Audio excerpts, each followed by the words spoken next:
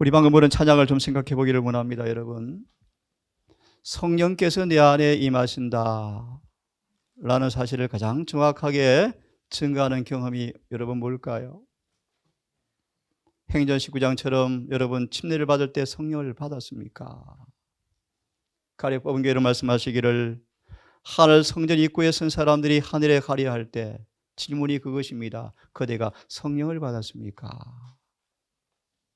여러분 답을 드립니다.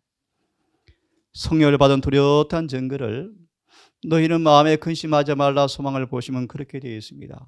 우리 안에서 사랑이 끊임없이 솟아나는 것이다. 그분의 사랑이 내 속에서 솟아나올 때 오는 경험이 뭘까요? 계명이 지켜지죠. 마무리합니다. 복음은 죄를 해독하는 능력인데 우리는 그것을 증거해야 합니다. 그것이 바로 셋째 천사의 기별의 큰 외침입니다. 오늘 우리 모두 삶 속에 정말 제 갈망과 소망입니다. 이 능력이 정말 깊이 경험되셔서 아침 말씀처럼 이상하다, 정말 이상하다, 태어날 때부터 소경된 사실을 나를 알고 예수를 통하여 눈을 뜬 것을 그들이 보고도 왜 안 믿는지 참 이상하다. 1888년 개별의 설교에 이런 말씀이 있습니다. 참 이상하다. 세 천사의 기별을 가진 교회가 죄를 이길 수 있다, 승리해야 한다, 죄를 끝낼 수 있다, 완전을 강의하면 불같이 달려듭니다. 싸움을 걸어옵니다. 참 묘하죠. 거듭 말합니다. 구원은 죄가 우리 안에서 해결되어지는 것입니다. 삭개오에게 주님께서 말씀하시기를 삭개오야 오늘 너희 집에 가면 참 좋겠다. 함께 가자. 제가 좋아하는 말씀이요. 삭개오는 예수님을 마음에 영접하였고 그때 주신 말씀이 뭐죠? 삭개오야 오늘 너와 너희 집에 구원이 이르렀느니라. 19장 주석을 보시면 삭개오는 거룩함에 일치하였다. 이미 그는 예수의 얼굴을 보기 전에 성령의 거룩한 법칙에 위배되는 모든 죄에서 돌아섰고 이미 회개한 증거가 나타나고 있었다. 그런 구원을 주는 구주를 너무 보고 싶어서 동네 어귀를 나가서 그분을 보았는데 이미 구원이 경험되고 있었죠. 여러분 안식일은 어느덧 끝나가고 있습니다. 여러 번 말씀드린 것처럼 재림의 그날 수많은 사람들은 이구동성으로 탄식할 것인데 생각보다 주님께서 빨리 오셨다. 그렇게 외친답니다. 오전 설교에 말씀 이어서 말씀을 짧게 드리겠습니다. 그리스도 인성 안에서의 완전. 고 3장 18절 예수를 영접한 사람들은 그리스도와 같아질 때까지 믿음의 경주를 다할 텐데 예수를 영접한 사람들은 예수의 품성을 한 가지 목표로 세워놓고 전심을 다하며 믿음의 경주를 하면서 예수님과 그분의 사명과 율법과의 관계를 이해하고 어렵죠? 이제 예수를 막 영접한 사람들은 예수의 사명과 율법과의 관계를 알아보고 예수님 안에 나타난 지혜를 탐복한다 라고 말씀하시면서 그들은 이제 완전한 것이 아니고서는 만족할 수 없다고 말씀하시면서 이제 믿음의 경주를 하는데 기억하십시오.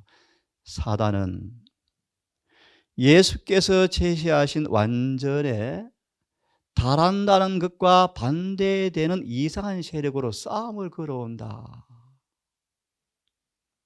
어떤 싸움은 오랫동안 강하게 길러온 것들인데 이해하셨습니까? 히브리 10장 1절 무거운 것, 얽매기 쉬운 죄들, 선천적 후천적 죄된 성벽으로 아주 굳어진 죄성들. 여러분 에린씨 말씀 보면 사는 것도 참 엄숙하지만 죽는 것은 뭐예요? 엄숙해요. 끝입니다. 끝입니다. 그래서 언급해드렸지만 다윗은 정신이 명료할 때 그의 삶은 뭐 했다? 정리하였다.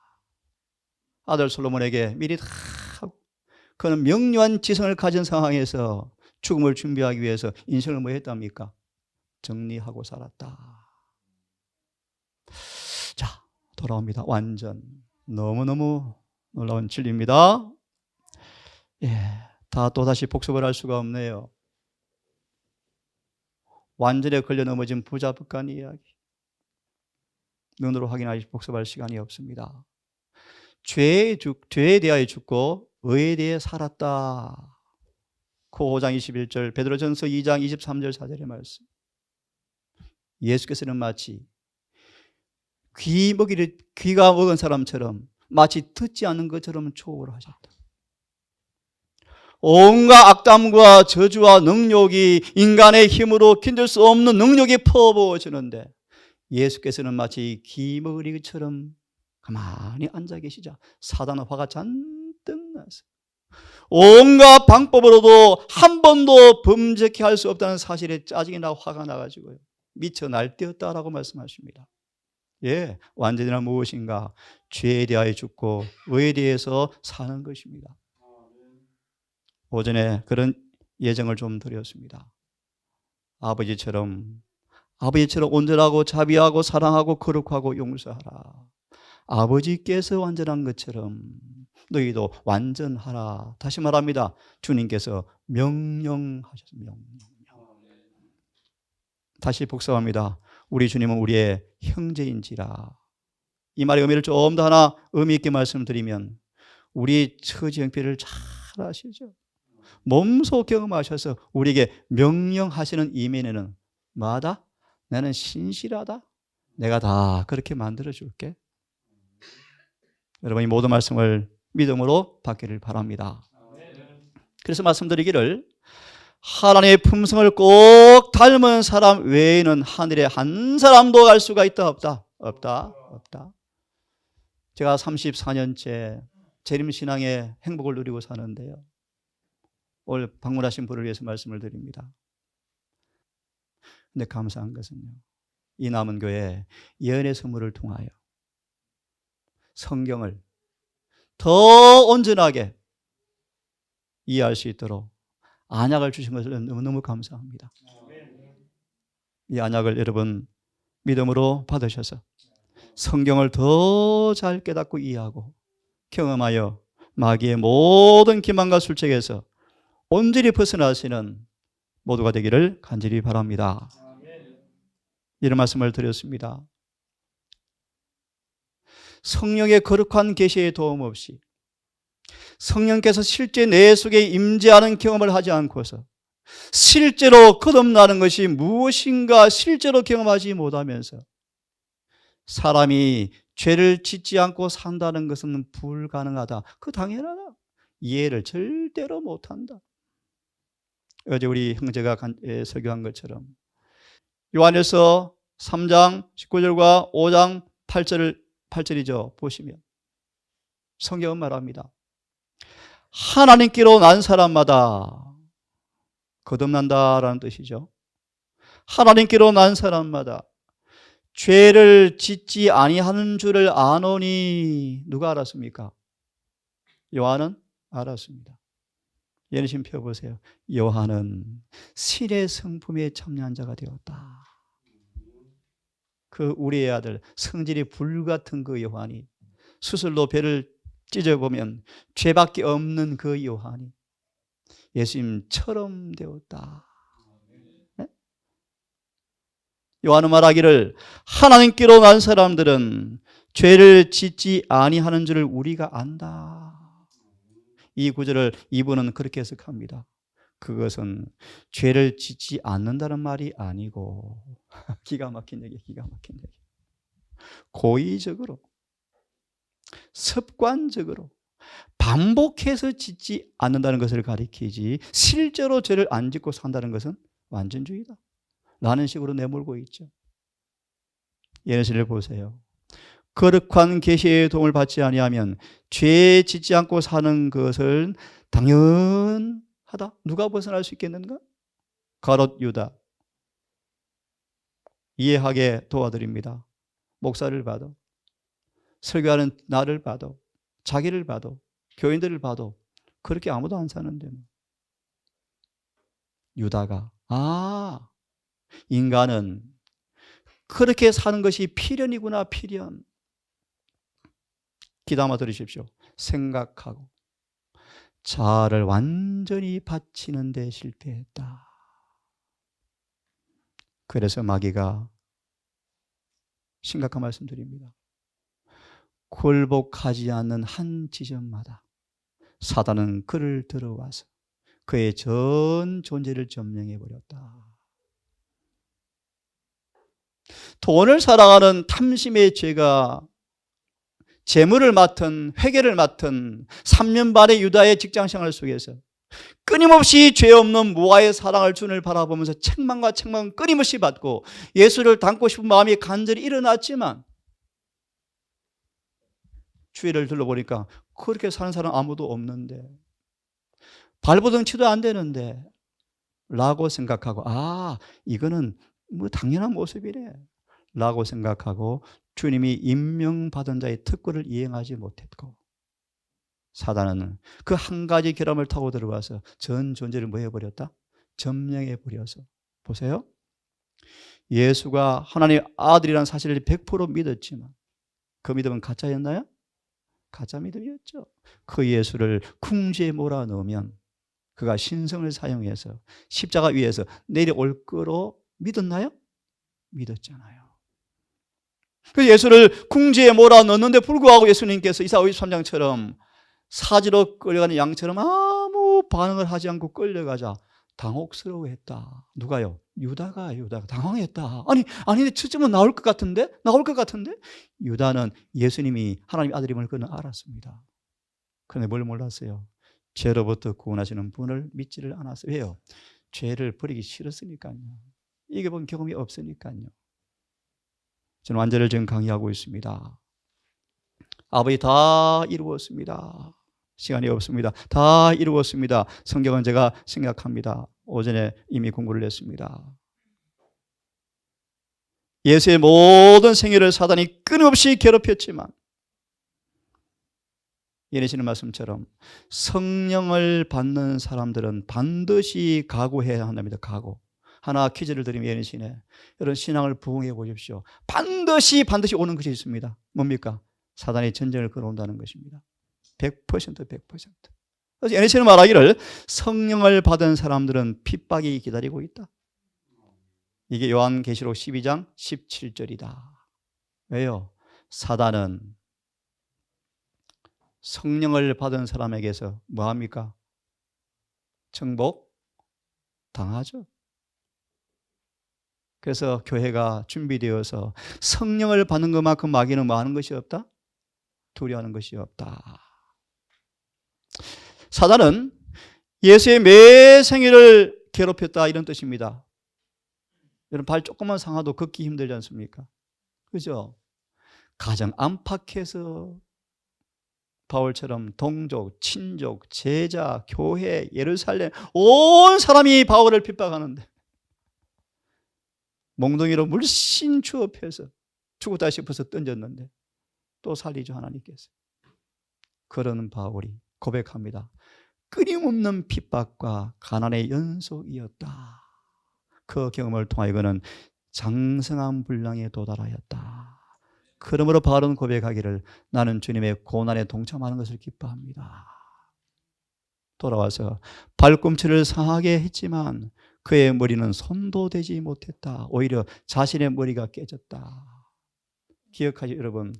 예수 안에 있으면 절대로 죄짓게 할 수가 없습니다. 여러분 믿으시죠?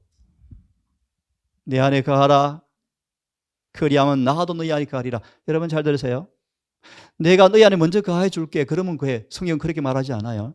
다시요. 성경은 내가 너희 안에 먼저 거해 줄게. 그리고 너희 내 안에 거해. 그렇게 말하지 않아요. 너희가 내 안에 거하라. 그리하면 내가 거하리라. 조금 이해를 드립니다. 그분과 연합하기 위해서는 분리가 먼저 선행되어져야 돼요. 그분이 내 안에 임하기 위해서 먼저 조건이 이행되어져야 돼요. 자, 오늘 주제를 말씀드려야 되겠죠. 이런 말씀이 너무나 정말 멋집니다. 여러분 다 읽을 수가 없고요. 오전에 한 말씀 이어서 말씀을 드리겠습니다. 세상의 구주이신 그분은 뱀의 머리를 상하게 하시고, 시골 생활 해보셔 아시죠? 뱀의 권세는 어디 있습니까? 머리에 있죠. 그래서 이사야 5장과 29장 말하기를 사단이 선견자들의 머릿속에 오리를 자꾸 집어넣어 주겠대. 오리. 몰라, 선견자는 목사들을 가리켜요. 선견자는 머리라. 머리가 멍청하니까 온 교인이 다 죽어요. 그래서 교회는 목사 이상으로 지식이 올라갈 수가 없대요. 슬픈 얘기죠. 왜요? 대다수 교인들은 스스로 말씀을 연구할 줄을 몰라요. 설교에 거의 다 뭐 합니까? 의지하고 살죠. 그런 의미에서 한 교회 영적인 수준이 그 설교자 외에 올라갈 수가 없대요. 그런 의미에서 목사의 직분은 엄청납니다. 책임과 특권이. 그죠? 돌아와서요. 머리는 성경에서 권세, 능력을 상징하는데요. 교회의 머리는 선견자들인데 사단이 선견자들을 미안합니다. 멍청하게 만들어버리면 교회는 도매금으로 자기예요. 그래서 선견자 머리가 상하니까 지혜가 사라지니까 성경을 자기 마음대로 풀죠. 백성들은 뭐 하더라? 좋아하더라. 본론 돌아옵니다. 우리 주님은 뱀의 머리를 상하게 하셨고 어떻게 상하게 했습니까? 왜 뱀 머리를 어떻게 상하게 하셨죠? 예언신 나오지 않습니까? 잘 보세요. 시험을 당하였을 때 주님께 시험을 이길 때마다 뱀의 머리는 부서지고 있었다. 멋진 표현이죠, 여러분?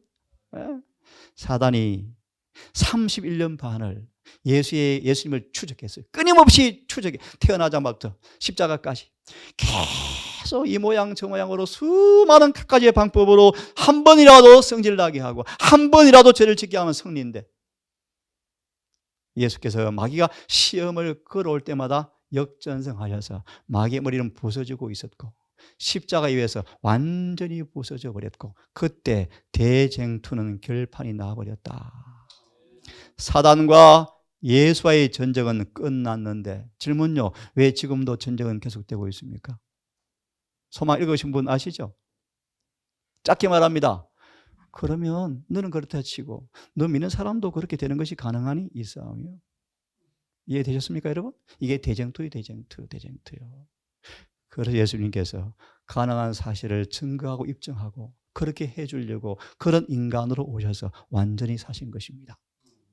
자, 머리를 상하게 하셨으니까 이 보실래요?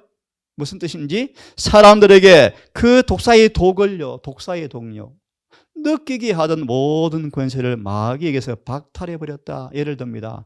침례 요한은 하나님께서 광야로 인도해 주셨는데 거기서 시험이 면제되지는 않았고 사탄이 침례 요한이 있는 광야까지 쫓아왔는데 침례 요한은 늘 이 사단의 시험을 위해서 늘 방벽을 쳤는데 사단의 모든 공격이, 잘 보세요,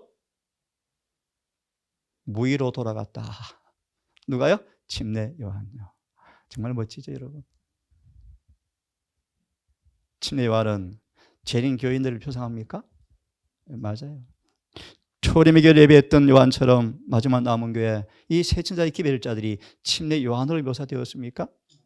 여러분, 우리의 삶 속에 이 복음의 은혜를 통하여 이 멋진 경험이 있으면 정말 좋겠습니다. 이만큼 말씀을 드렸죠? 조금 더 드리고 5분 후에 마치겠습니다. 내일 아침 조금 더 이어서 드리겠습니다. 여러분, 대쟁투가 무엇입니까? 계시록이 끝나면서 11장이 끝나면서 하늘이 열렸습니다. 그리고 언약궤가 보입니다. 이어서 12장이 펼쳐지는데, 대쟁투라는 것은 언약궤를 둘러싼 전쟁을 의미하는 것이 분명하죠. 그렇죠? 이 말이 의미가 뭔가? 대쟁투의 쟁점은 율법을 순종하는 것이 가능한가, 그렇지 않은가? 죄를 짓고 살 수밖에 없는가, 죄 안 짓고 사는 것이 가능한가? 이 싸움이었다. 맞습니다. 오늘 자매 얘기처럼 구원과 죄는 밀접이라는 표현이 그 자체죠, 그 자체. 그런데 여러분 기억하십니까? 불법의 비밀이 진노의 포도주가 한국만 하도 1200만 개신교인들을 다 속이고 있지 않습니까? 특별히 구원파 볼래요? 구원파 보세요. 구원파. 한 번 믿으면 구원. 그런 거짓말을 믿고 재산을 팔아서 교회를 다니지 않습니까?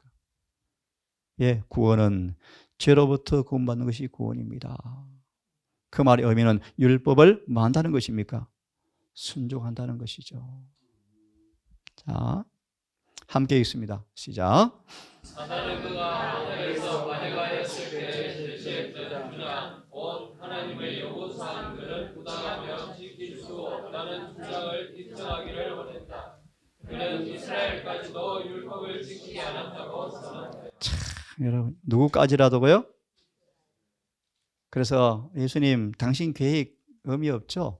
물러가시죠. 이 땅 나한테 주시고. 그래서요, 성경은 성전에 앉아서 하나님 행실을 하고 있었죠. 제7일 안식일 예수 재림 교회는 무슨 의미입니까? 율법을 지킨다. 그것이 남은 교회다라는 사실 맞습니까? 그런데 쉬운 예정으로 코가 없는 코끼리가 되었다라는 사실이 이구동성이에요. 뭘 못 지키고 있다는 것입니까? 우리 몸속에 왜 보셨죠? 군대 가서 안식일을 100% 지켜버리니까 재림 교단이 낙인 찍힐까 봐 두려워하고 있어요. 여러분, 안식일을 지켜야 돼요. 거룩하게 지켜야 돼요.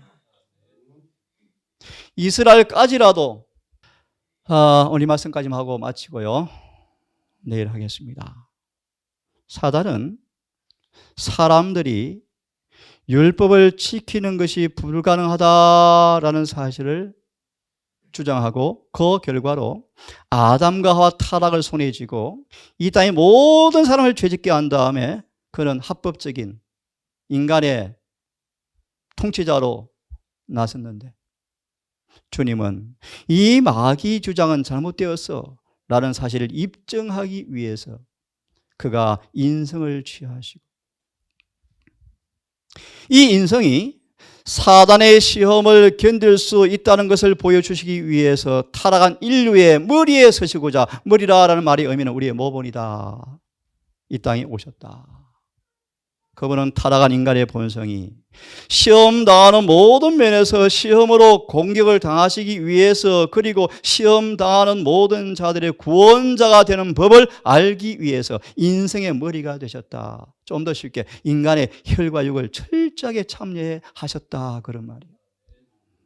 그분은 지상에서 하나님의 의로운 표준과 어떻게 조화되는 삶을 사는지 그 문제를 해결하셨다. 그분은 우리의 본성을 쓰시고 사탄을 이기고 승리를 얻으시며 하나님의 의의 표준에 진실하셨다. 그분은 우리와 한결같이 모든 면의 시험을 당하셨지만 죄는 없으셨다. 오늘 여기까지 합시다, 여러분. 그리스도 안에서 완전히 나타났고 이 완전히 우리에게 입혀지고 나누어져서 우리의 것이 되어질 때 이를 이마에 칠 것입니다. 그러면 천사는 예수님 다 했습니다 라고 보고하면 에스겔 9장 끝절에 보시면은 하나님 예수님께서 향로를 엎으시고 지성소에서 나오실 것입니다. 여러분, 지금 그때가 다 되어 갑니다. 오늘 우리 자매님의 간정의 표현이요, 마음이 바쁘다. 마음이 바쁜데 재림교회 와보니까 이제 1년 됐대요. 다 안 바쁘게 산대요. 관심도 없고 성경 연구도 없고 대화도 그렇고. 다니는 교회는 미안합니다, 거의 다 또 연로하신 분만 계시고. 이 말씀도 미안합니다, 30대 초반에 전도사가 왔는데 너무 세상적이고 설교 반 세상 반 섞고. 참 슬픈 일입니다. 여러분, 기도하셔야 돼요. 이 교회가 이스라엘 역사 반복될까 기도하셔야 돼요. 여러분, 정말 다시 한번 동산이 변방에 있지만 진리의 수보자의 모습으로 꼭 우뚝 서셔서 이 교회의 신선한 감화를 통하여 우리의 작은 모습이지만 희망의 불씨가 되어지는 삶을 살기를 간절히 바랍니다. 자비하신 우리 아버지, 어느덧 안식일이 지나가고 천지가 어둠에 깔리는 이 저녁 낮을 시간, 주의 거룩한 증언의 말씀과 성경을 통하여 우리에게 말씀해 주시고 우리 속에 귀 있는 자는 듣게 하신 은혜를 인해서 아버지 감사합니다. 우리의 삶의 목적, 방향을 오직 기록된 말씀 위에 믿음의 닻을 내리기를 원하옵고 이 경주가 인간의 힘만으로 영원토록 불가능할진데 성령님 우리 가운데 임하여 주셔서 주님의 신성과 연합되어지는 그 능력을 통하여 인간의 이 조건 속에서 이 경주가 신나고 가능한 사실을 살아보는 행복한 주의 백성 되기를 아버지 소망합니다. 에녹이 그래했고 모세가 그래했고 다니엘이 그래했고 죄인 중에 괴수였지만 바울이 그래했고 7 귀신 들린 여자였지만 예수 안에서 그렇게 되었던 여인처럼 우리 모두 그런 소망을 믿음으로 붙잡고 희망을 갖기를 원합니다. 주님, 머리 숙인 주의 종들에게 늘 주야로 말씀을 묵상하는 사람, 시냇가에 심겨진 나무, 늘 주님께로부터 살과 피를 먹고 공급받는 그 경험을 통하여 우리 속에 강같이 밀려오는 은혜의 능력이 우리 속 사람을 변화시키는 그 능력이 여실히 경험되어지게 하셔서 성경 모든 말씀이 정언의 모든 말씀이 아멘 되게 하시고 우리 삶 속에 문자 그대로 이루어지는 성소가 되게 해 주시옵소서. 아버지 이제 어느덧 안식일이 끝났습니다. 다시 하루가 다가왔고 한 주가 또 다가옵니다. 이 한 날, 이 한 주도 행복한 주님과 동행을 통하여 열매 맺게 하는 은혜를 경험하는 행복한 한 주가 되게 하셔서 안식일에 아름다운 열매를 가지고 합당한 제사 드리는 예배가 될 수 있도록 우리의 생애를 인도하여 주시옵소서.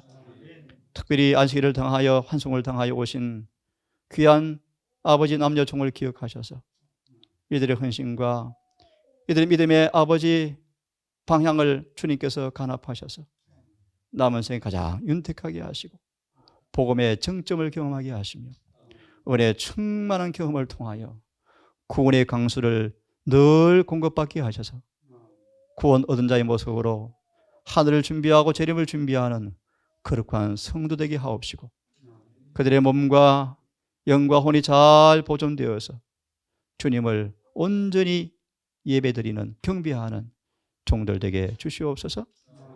아버지 이 밤 주님께 맡기오니 우리 모두를 맡아 지키시고 새벽 매명 주 앞에 다시 모일 때 은혜와 진리가 충만한 시간 될 수 있도록 함께해 주시옵기를 우리를 사랑하시는 예수님 이름으로 기도합니다.